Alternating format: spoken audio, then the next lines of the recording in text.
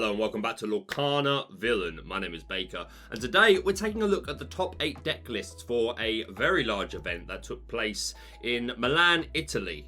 At the, I hope I'm pronouncing this right, Capre Principesse. If I have Italian viewers, ciao, let me know.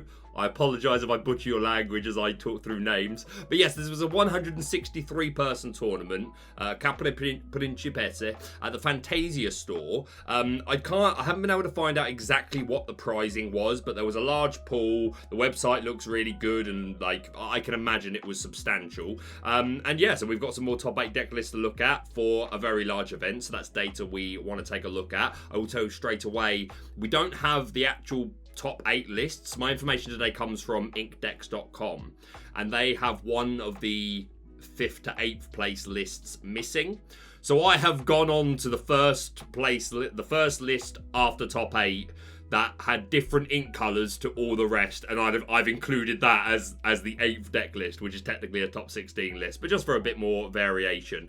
We do have 4 Ruby Amethyst decks to look at straight away, but no Steel Amber Songs made top 8. There are some in top 16, but that isn't one of the ones that we're looking at today. So yes, no Steel Amber Songs. So let's jump in and take a look at the lists. So in first place, we have Luca with some Ruby Amethyst Crab Control. Most of this looks pretty standard with the addition of the more recent cards that have made their way into these Ruby Amethyst lists, namely Ursula and Merlin Crab. But let's go through everything. So we've got 6 1-drops, 3 Olaf, 3 Mini. Our bounce mechanic cards, we've got the 4 count of Snake and Fox. Then I mentioned the 2 Crab. We've also got 4 Merlin Goat and 3 Merlin Rabbit. We have the 4 Maleficent in here. We see the 4 Stylish Surfer Mini. We see the 4 Count of Maui, 3 Yzma, all the way in at 4 Lady Tremaine and 4 Maleficent. Yes, we're seeing that still as a 4 just as often as we're seeing it as a 2 or 3 count. So I don't think either a 4 count or a 2-3 count is weighted one way or the other either way at the moment. It seems pretty 50-50. As I mentioned, the 2 count of Ursula, who is gaining a lot of popularity in Ruby Amethyst lists. 7 cost uninkable with a 2-8 stat line, and that 8 just makes her stick around so well. Really great card against any like Steel Amber Songs and anything that's got a focus on chip. She's bulky. We can reuse that ability with our bounce cards, and again, sometimes, especially in the mirror, it just becomes a quite close race, and sometimes just getting off one or multiple Ursula is enough to offset the law race enough to bring you out in front. 3 copies of Teeth and Ambition's a great song to deal with aggro and Steel Amber Songs, all that sort of thing. 4 copies of Friends on the other side, 4 Be Prepared, and 1 Sorcerer's Spellbook. So yeah, the newest standard shell, I think, of Ruby Amethyst with the crabs and a 1 or 2 count of Ursula. Well, I've gotten to a point now where I think I'm gonna stop putting crab in the title names for Ruby Amethyst. I think we're at a point now where it's just expected. Most of my deck title names just come from trying to give you the most information about the deck in the shortest amount of words possible. So I would focus on a certain card if it was more techy. But yeah, I think Crab is kind of just an expectation now. So I think it's why I don't call this bounce, because there's no Arthur in here. There's no Maleficent Dragon. I think these bounce cards, the Fox and Snake and Yzma to a degree, it's standardly inherent of Ruby Amethyst Control now, or just Amethyst in general. So yeah, I try and just make my deck titles just give you information to how the deck's different to other versions of it. And I think Crab at this point is just a standard, so I would just call this Ruby Amethyst Control in the future. But yeah, deck looks good. Maybe we get another innovation before set 3, which changes this again. There are a couple of other builds that we're going to look at which do have a couple of other ways of playing it, but they're mostly ways we've looked at before. But nonetheless, we'll get to them next. But congratulations to Luca on a 1st place finish. We'll do all the Ruby Amethyst Control decks in a row. In 3rd place, technically top 4. I don't know if I think it actually on inkdecks.com they do base it on points 1 in Swiss, so I do think this is accurate as 3rd place. But yeah, we've got Aggro Bounce Challengers, a much less common way of running Ruby Amethyst. So we've got the 4 count of Maleficent biding her time with being a 1-drop uninkable, 1/1 stat line, quest for 2, just a really aggressive character, another option for a turn 1 drop.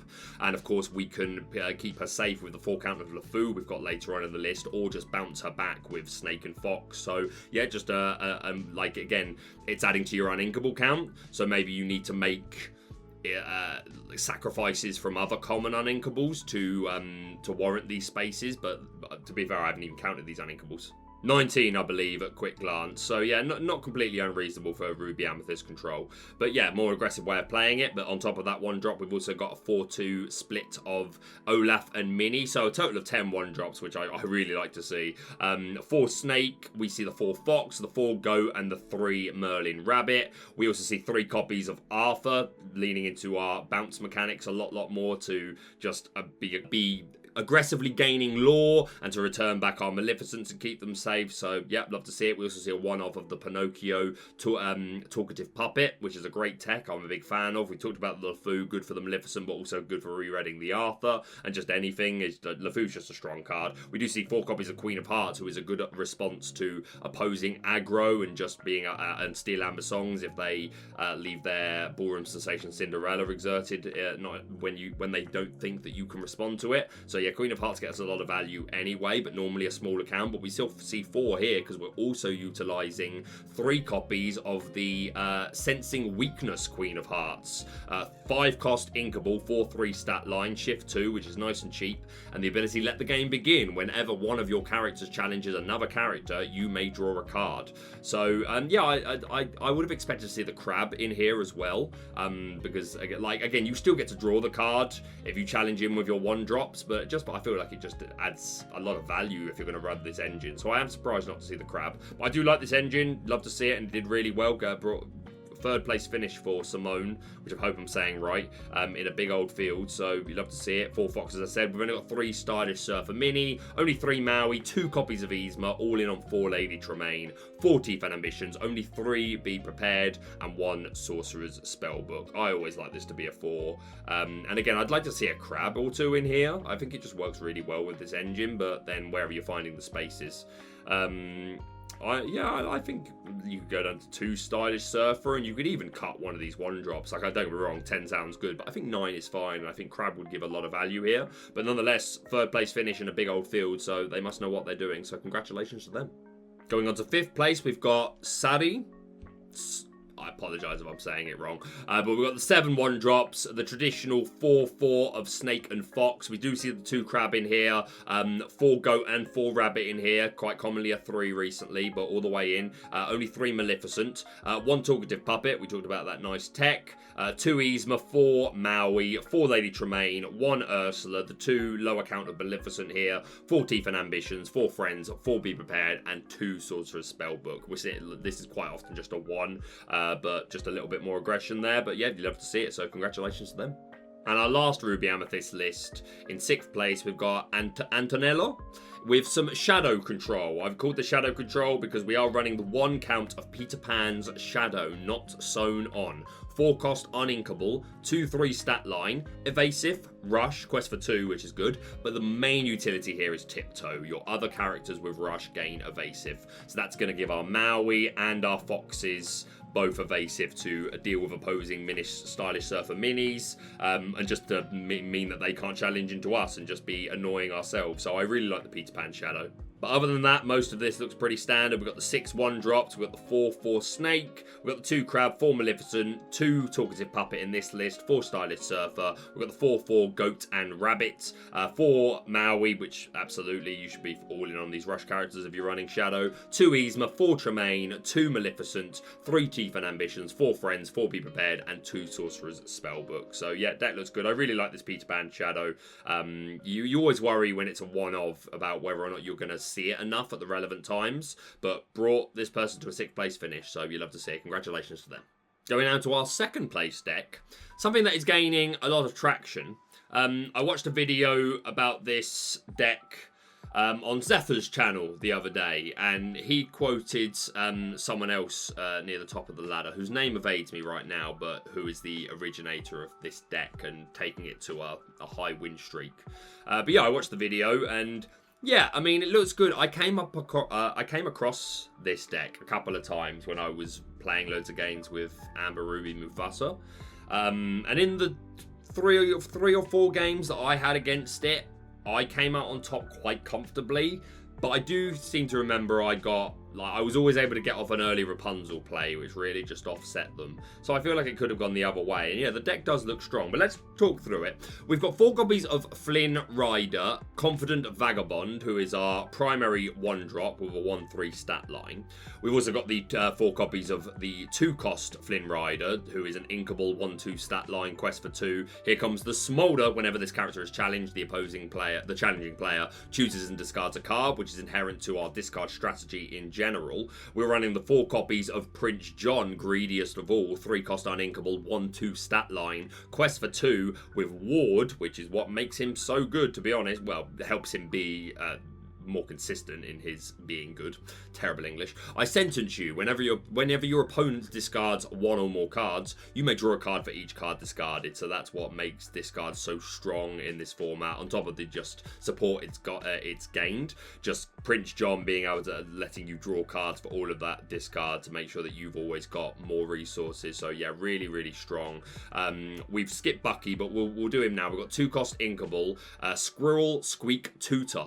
1/1 stat line, also has Ward, and the Squeak ability. Whenever you play a Floodborn character, each opponent discards a card. So we're running a lot of Floodborn characters here. We see 2 copies of the his own biggest fan, Flynn Rider, Shift 2, who can go on top of either of these Flynn Riders, total of 8 targets that he can shift onto. 2/3 stat line, quest for 4, and evasive, and one last big score. This character gets -1 lore for each card in your opponent's hand. But with the idea of this deck is you're going to hopefully very commonly have them at 0, 1, even if they've got 2 cards, you're still questing for 2. But again, what makes him a better supporting player here is that he also just triggers our Bucky to make our opponent discard more cards.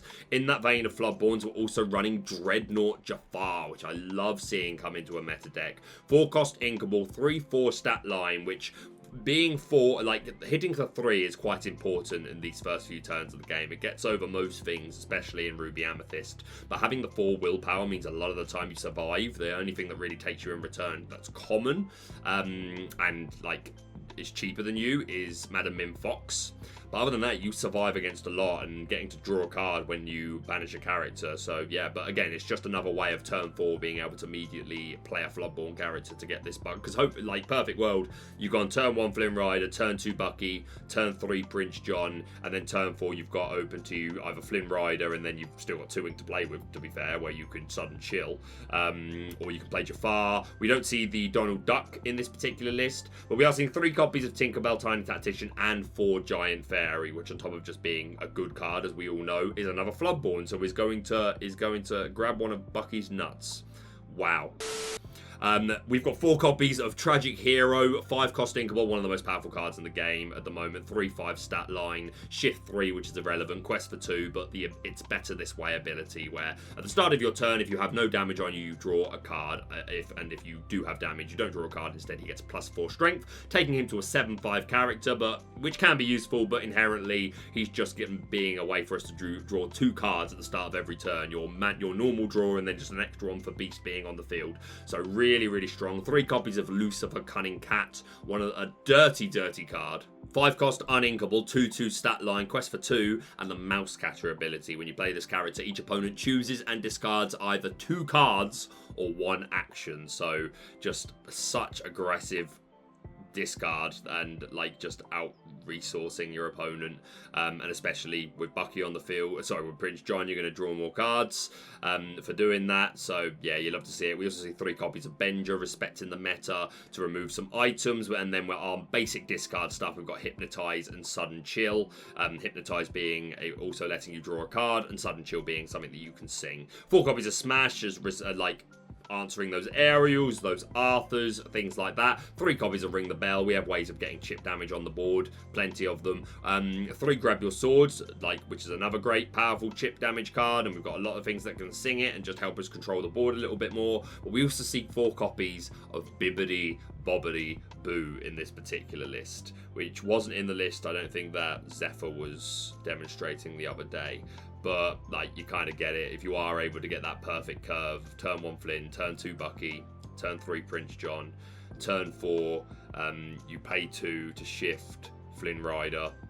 You make them discard a card because of Bucky, and then you draw a card because of Prince John. You could then sing Bibbidi Bobbidi Boo with Flynn Rider, and immediately bring out Jafar, which is kind of or just bring himself back out. And then you've still technically got 2 ink to play with, and you could even sudden chill on top of that, unless I've mathed that wrong, but I think that's right. Yeah, turn 4, shift onto Flynn Rider, so you've paid 2. He's dry, so sing Bibbidi Bobbidi Boo, turn to your hand, put either him down or the Jafar Dreadnought, and you've still got 2 ink to play with to sudden chill. So yeah, opens a pretty crazy early game. So yeah, deck looks good, looks dirty. It is gaining popularity, and now that Zephyr's covered it, I'm sure you'll see it even more on the ladder. Won't that be fun? Play Amber Ruby Mufasa. I think it answers it. But yeah, deck looks great. Brought Ash to a 2nd place finish, so congratulations to them. We'll look at the other Emerald Steel discard deck. This is Tragic Discard. We're not playing the Bucky in this particular list, but we are. I suppose this should be Aggro Discard. Really, is the most prominent name for it here, because we've got a 3/4 line of Captain Hook and Prince Eric as just our early control characters. We're running 4 copies of Jafar Royal Vizier, simply as an answer to Evasive, and 3 strength is good on a 2-cost character. So yeah, really early aggressive options from this deck. We've got the 4 copies of Prince John, of course. In that vein for discard, we've also got 4 copies of Daisy, who doesn't make a lot of lists at the moment. She's slow. Your turn 4 needs to be... I am parroting Zephyr literally word for word from his video at this point, but yeah, like, I've not been running Daisy in my discard decks anyway, because it is too slow. Just because you need to be able to do something more in turn 4 after especially if you've gone Bucky turn 2, Prince John turn 3. So yeah, I can understand why it's lost out. But again, this isn't playing Bucky, so it's just an extra discard option. But continuing on, 4 copies of Daisy, 3 copies of Lucifer, 4 Hypnotize, 4 Sudden Chill. So that's our discard package. We've got 3 Benja to get rid of opposing items. We are running, once again, the 3/4 Tinkerbell lines. I'm enjoying seeing more of these tiny tacticians. We're also running 2 copies of the Evasive Tinkerbell, which can be annoying, and it's just another shift target. 4 copies of Hans for some extra ping. 3 Tragic Hero Beast. I always like this to be a 4. I'll always say that, but still, 3's better than 2, better than 1, better than none. 2 copies of Ring the Bell for some removal when we've done some chip with Hans and Grab Your Swords, etc. 4 copies of Smash, as I said, remove those aerials, those Arthurs, those docks, those important cards that have 3 willpower. We talked about Sudden Chill, 3 Grab Your Swords, and 2 Beast Mirror as well in here, which isn't common, but brought Thomas to a 7th place finish, so congratulations to them. I'd much prefer the look of the Bucky deck, but I do like this early aggression, like Captain Hook's, Prince Eric's, and Jafar's. I do like that as well, so you do probably need to go one way or the other. I don't know. I definitely want to try this deck, but yeah, congratulations to Thomas. Next up in 4th place, Stefano. We have some Amber, Ruby, Mufasa, but Evasive package in this particular deck, so... If you know my channel, you know I've covered this intently recently. A lot of this I really like to see. So we've got the 4/4 line of New Dog and Rockstar Stitch, who is just a great aggro character. And of course, with the Adoring Fans ability, we're going to be able to bring out our Queens, Simbas, our Snow White, and our Mother Gothels. In that vein, we do have the 4/4 Queen line, which is just another aggressive quester and a way to manipulate onboard strength. Simba, to be able to protect our vulnerable characters like the Queen and be an Adoring Fan. Snow White, we don't see the Floodborn version, but more than anything, just another Adoring Fan, but she has some synergy with healing up. We have some nice bulky evasive characters here. Well, one really. I wouldn't say Pongo is bulky, but Goofy's kind of bulky, and of course it can really help your Scar plays as well. Mother Gothel, of course, to work with those 4 Rapunzels more than anything, to be able to just consistently draw cards, and to be fair, she's a great beat stick once you have removed that damage. 4 copies of Doc to be able to help us reduce the cost of our characters, one of the most important cards in the deck as far as I'm concerned. Might as well immediately mention the 3 copies of Lantern, also in that vein, to be able to help us cheat out early characters. 4 copies of Stylish Surfer Mini to be an annoying early aggressive quester and play into our evasive strategy. 2 Pongo as well at a 4 cost, quest for 2, and the 2 Goofy. I quite like the 2 Goofy. I don't know if I would go with the Pongo, but I do like the 2 Goofy in here. That makes a lot of sense to me. 4 Maui, 4 Tremaine, the 1 Scar, who I love to see. 2 Maleficent, I don't know. I just think in a deck like this where, one, you want to raise your... Oh, yeah, and the 4 Mufasa, of course, the key piece to this puzzle. When he is banished, look at the top card of your deck. If it is a character card, play it for free, exerted. So, Maleficent, I think, like, in Ruby Amethyst list, I think 2 or 3 is the right count. In this deck, I think you want to raise those odds of hitting with Mufasa, but it's not even just about that. This deck can quite easily have access to Maleficent on turn 6 or 7. So I really like the 4 count, a 3 at minimum in my opinion. But it brought this person, it's a 163 player tournament, to a 4th place finish. So like just more of an emphasis on the mid game with the Pongos and the Goofy. So like as much as I do like the high Maleficent count, I can see where they were coming from. They're just prioritizing their mid game a little bit more, and it did very well for them. So congratulations to Stefano. And lastly, we probably could have finished because I felt like this has been quite a long review. But title says top 8 deck lists, so let's kind of make it half true. It's not a top 8 list, but it is an 8th list. In top 16, Massimiliano? I feel like it's Massimiliano. I feel like that's how you say it. My accent is probably awful, but I am British. So we've got Amber Amethyst Irritating Aggro, I've called this. It is just our standard Amethyst Amber Aggro, but the 4 Befuddle and the 3 I'm Stuck is why I've called it Irritating Aggro, because that's exactly what it's trying to do. 3 copies of Ballroom Sensation Cinderella, purely here to sing Friends on the Other Side cheap. We've got the 4/4 counts of Lilo and Maleficent as our aggressive questers, and Pascal in that vein with that evasive nuisance, and 4 copies of LeFou being an aggressive quester. Simba to protect them. We've got 4/3 line of Snake and Fox to bounce our characters and be response cards. 4 copies of Star Attraction Pinocchio to be even more aggressive. 2 copies of Doc to get more bounce for your buck. 4 copies of Arthur to bounce those characters back and protect them. 4 Goat, 2 Rabbit, and then as I said, the 4 Befuddle, 3 I'm Stuck, just to be extra annoying. 3 Be Our Guest as well, who can be sung by Cinderella. So yeah, deck looks good. I really like the inclusion of Befuddle and I'm Stuck. I imagine that will stick, no pun intended. But yeah, congratulations to Massimiliano. I'm having to re-record this outro because for some reason my audio didn't capture past the point you've just seen.